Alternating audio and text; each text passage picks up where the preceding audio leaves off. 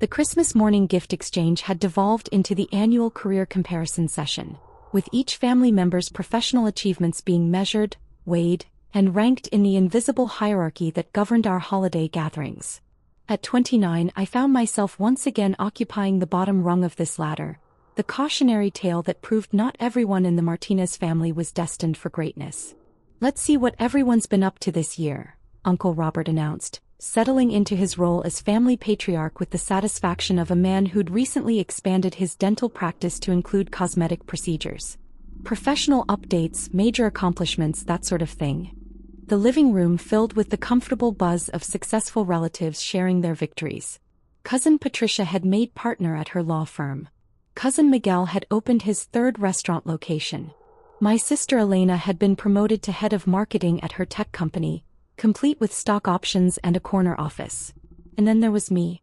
"Carlos is still working at that community bank downtown," my mother announced when my turn arrived, her voice carrying the particular tone of maternal pride mixed with gentle disappointment that I'd come to know so well.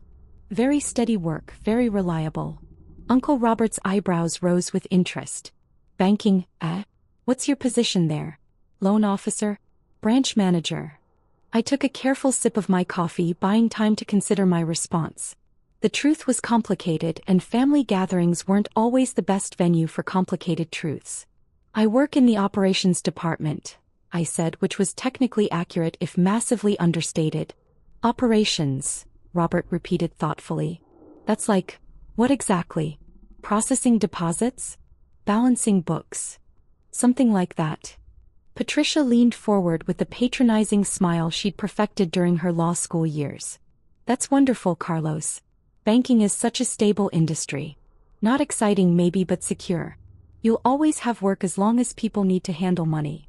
The conversation continued around me as relatives shared more impressive updates. Elena described her team's latest product launch, which had generated millions in revenue. Miguel talked about his expansion plans and the investors who were backing his restaurant empire.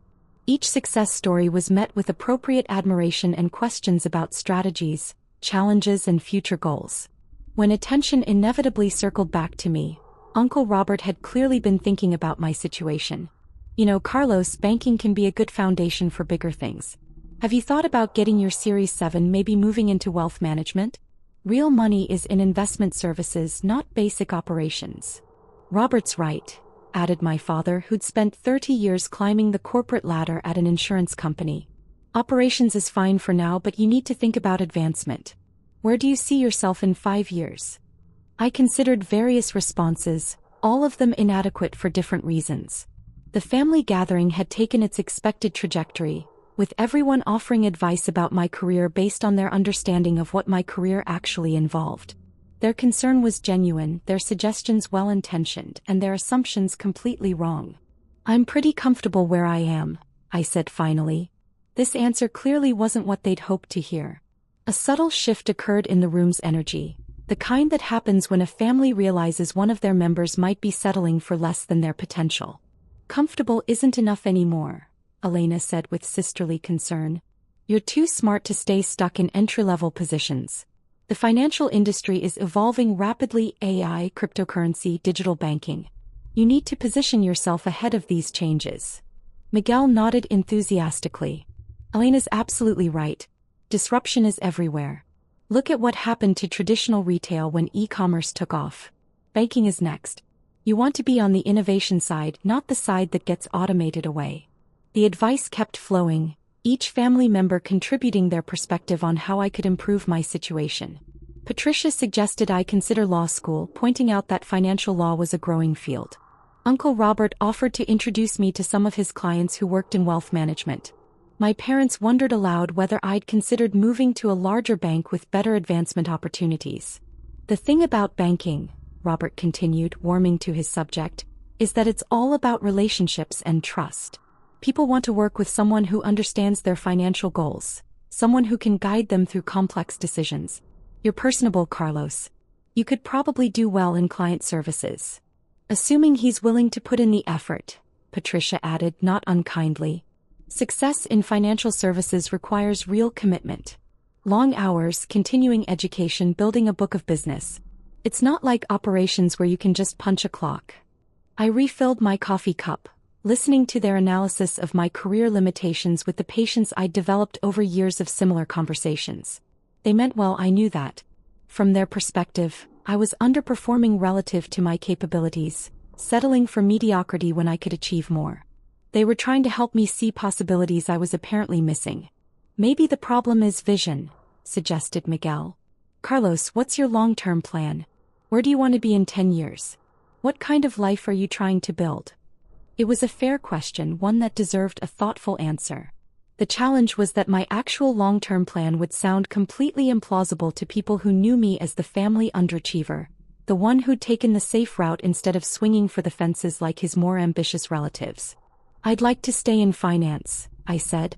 Maybe take on more responsibility over time. More responsibility doing what, exactly? Robert pressed. You need to be specific. Vague aspirations don't turn into concrete achievements. Elena leaned forward with the expression she wore when she was about to deliver particularly important advice. Carlos, I think part of your problem is that you're not thinking big enough. You're focusing on incremental improvements instead of transformational changes. What would happen if you completely reimagined your career trajectory? What kind of transformation are you thinking about? I asked. Investment banking, Patricia said immediately. That's where the real money is. Goldman Sachs, Morgan Stanley, JP Morgan.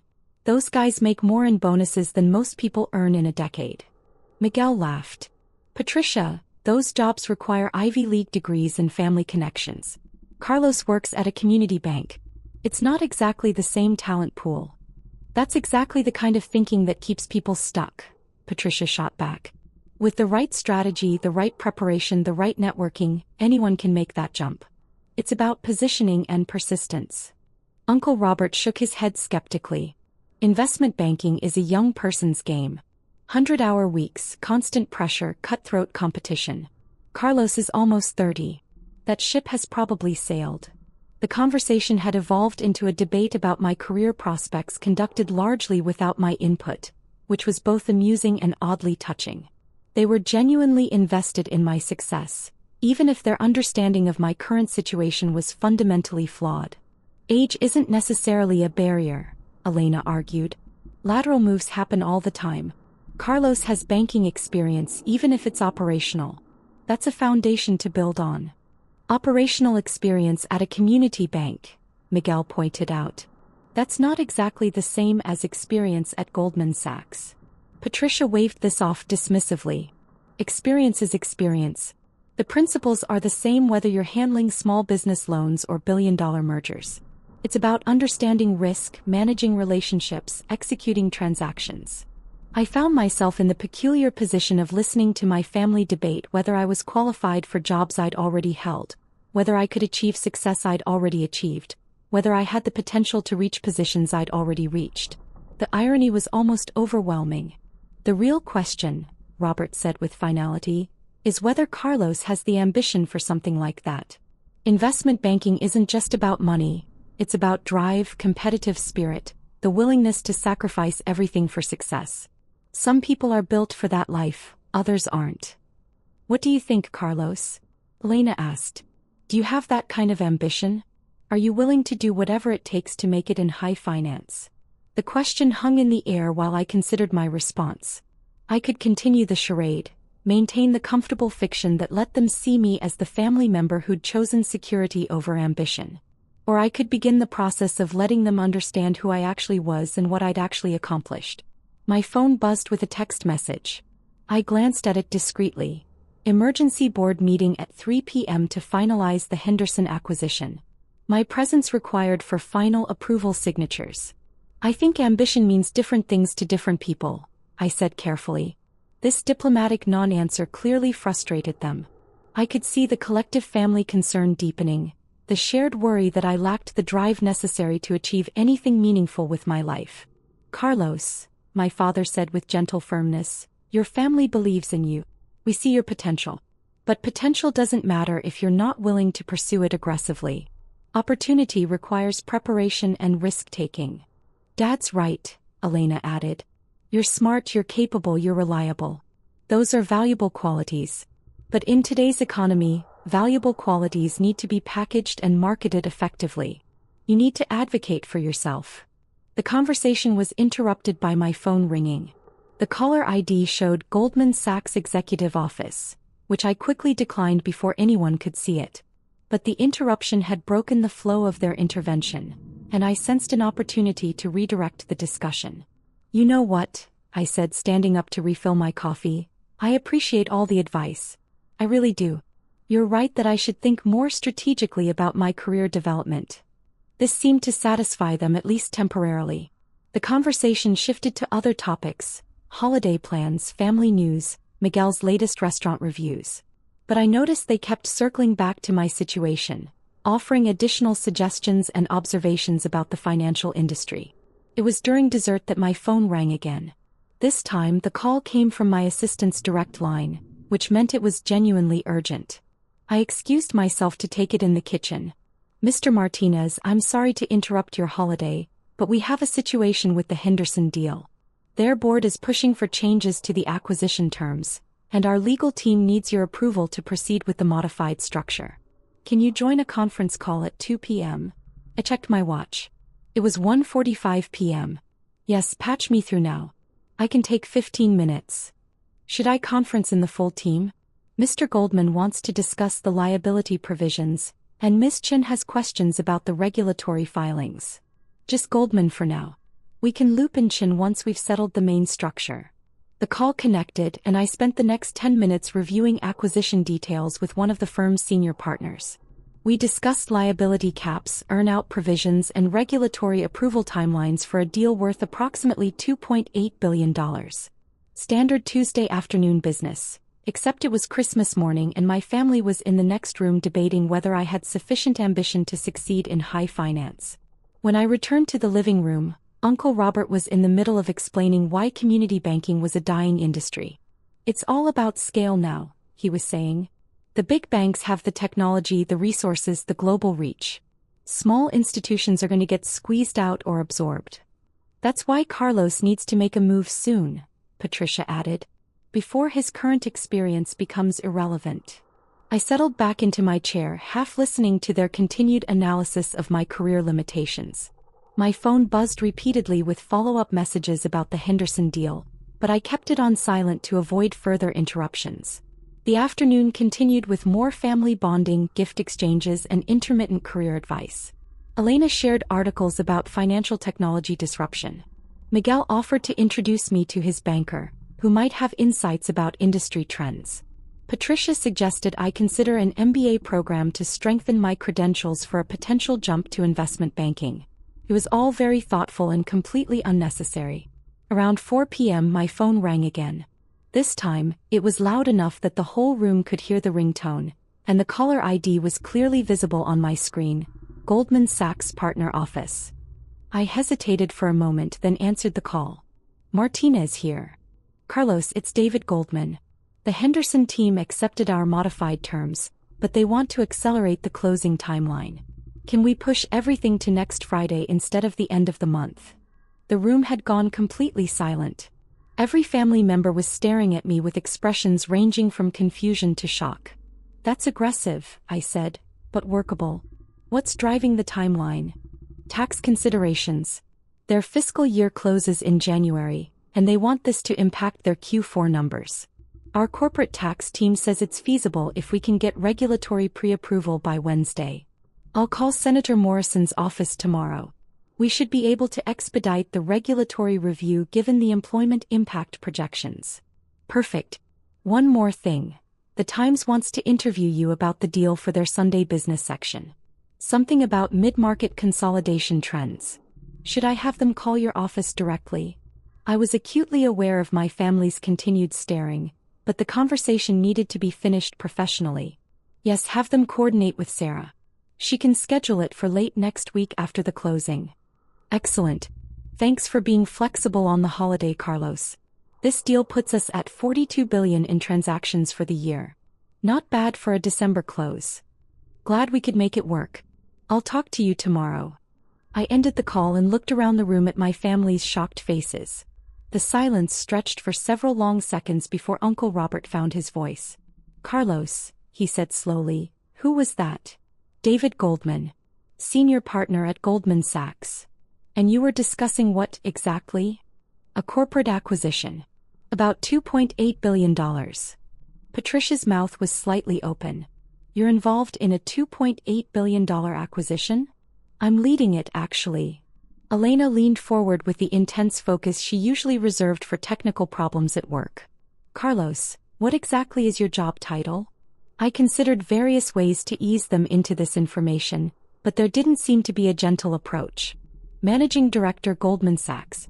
I head the mid-market merger and acquisition division. The silence that followed was even longer than the first one. I could see them processing this information, trying to reconcile it with everything they thought they knew about my career. Managing Director, Miguel repeated slowly. At Goldman Sachs. Yes. How long have you held this position? My father asked. About 3 years. I was a vice president before that, director before that. Uncle Robert sat back in his chair as if he needed the support. Carlos, are you telling us you're a senior executive at one of the world's largest investment banks? Yes. And you've been letting us give you career advice about getting into finance? It seemed easier than explaining the whole situation. The questions came rapidly after that. How had this happened? When had this happened? Why hadn't I told them? What exactly did a managing director do? How much money was involved in these deals? Was I actually successful at this job? I answered as best I could, explaining my progression through the firm, the types of transactions I managed, the scope of my responsibilities. I told them about the team of analysts and associates who worked under my direction, the client relationships I maintained, the deals I'd closed over the past several years. Wait, Elena said, pulling out her phone. If you're a managing director at Goldman Sachs, you must be. Let me look this up. She typed rapidly, then stared at her screen with wide eyes. Carlos, according to this salary survey, managing directors at Goldman Sachs earn between $2 and $15 million annually. Compensation varies based on performance and deal flow, I said diplomatically. But you're in that range? I'm comfortable. Patricia was running calculations on her phone. Comfortable? Carlos, if these numbers are accurate, you earn more than everyone in this room combined. By a significant margin. The family gathering had transformed into something between an interrogation and a celebration, with everyone trying to understand how they'd so completely misunderstood my professional situation. The same people who'd been offering me career advice an hour earlier were now asking me for financial guidance. I have so many questions, Miguel said. Like, how do you even get a job like that? What's the interview process? Do you actually enjoy the work? And why? Robert added with a mixture of admiration and confusion. Do you still live in the same apartment? Drive the same car? Dress like a bank clerk? It was a fair question. The truth was that success in investment banking came with certain lifestyle expectations that I'd never felt compelled to embrace. The expensive suits, the luxury cars, the flashy displays of wealth. They served a purpose in client relations and peer dynamics, but they weren't necessary for personal happiness. I like my apartment, I said. It's close to work, it's comfortable, and it's home. As for the car, it gets me where I need to go. And clothes. I gestured at my casual Christmas morning attire. Today's my day off. Elena was still processing the magnitude of the revelation. Carlos, you realize this changes everything we thought we knew about your life, right? We've been worried about your career, your financial security, your future. All this time, you've been more successful than any of us. Success is relative, I said. You've all built careers you're passionate about, businesses you're proud of, lives that matter to you. That's what's important. But even as I said it, I could see them struggling to adjust their understanding of family dynamics, hierarchy, and relative achievement.